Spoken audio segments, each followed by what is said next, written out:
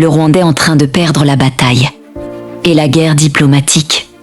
Depuis des mois, Kigali multiplie les interviews, les déclarations offensives, les démentis catégoriques et les arguments sécuritaires. Mais derrière cette guerre médiatique intense, une question dérange. Est-ce une stratégie brillante?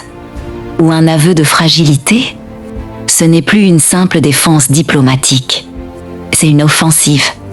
Ambassadeurs mobilisés, tribunes internationales, argumentaires répétés sur la menace sécuritaire, narratif centré sur la protection des frontières et la présence de groupes hostiles. Le message est clair. Le Rwanda n'est pas l'agresseur. Il agit pour sa sécurité. Les accusations seraient politiquement motivées. Mais plus une stratégie de communication devient intense, plus on peut se demander pourquoi elle est nécessaire. Aujourd'hui, les guerres modernes se gagnent plus uniquement avec des armes. Elles se gagnent avec des rapports, des images, des déclarations, des hashtags, des relais diplomatiques. Celui qui impose le récit influence les sanctions, les alliances, les financements. Le Rwanda l'a compris. Mais voici le problème. Si les faits sur le terrain contredisent le discours, la communication devient un boomerang. Et dans le contexte actuel, les rapports internationaux et les accusations répétées pèsent lourd. À court terme, la guerre médiatique peut fonctionner. Elle peut semer les doutes, diviser les opinions, gagner du temps. Mais à moyen terme, si les partenaires occidentaux estiment que leur crédibilité est en jeu, les sanctions peuvent devenir plus ciblées. L'aide militaire peut être suspendue. La coopération stratégique qui peut être revue. Et là, la communication ne suffira plus.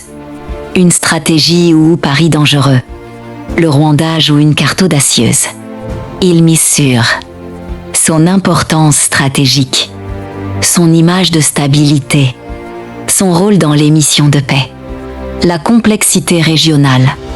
Mais le contexte international est imprévisible.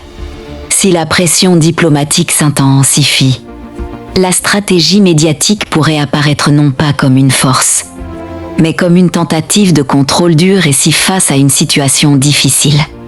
La question clé, une guerre médiatique peut-elle vraiment inverser une dynamique géopolitique? Ou risque-t-elle d'aggraver les tensions? Non. Exposant davantage le pays aux critiques internationales. Car une chose est sûre, plus on parle fort pour se défendre, plus on attire l'attention.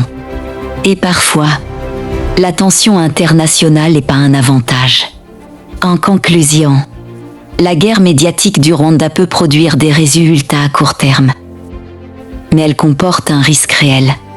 Transformer une crise régionale en crise diplomatique mondiale.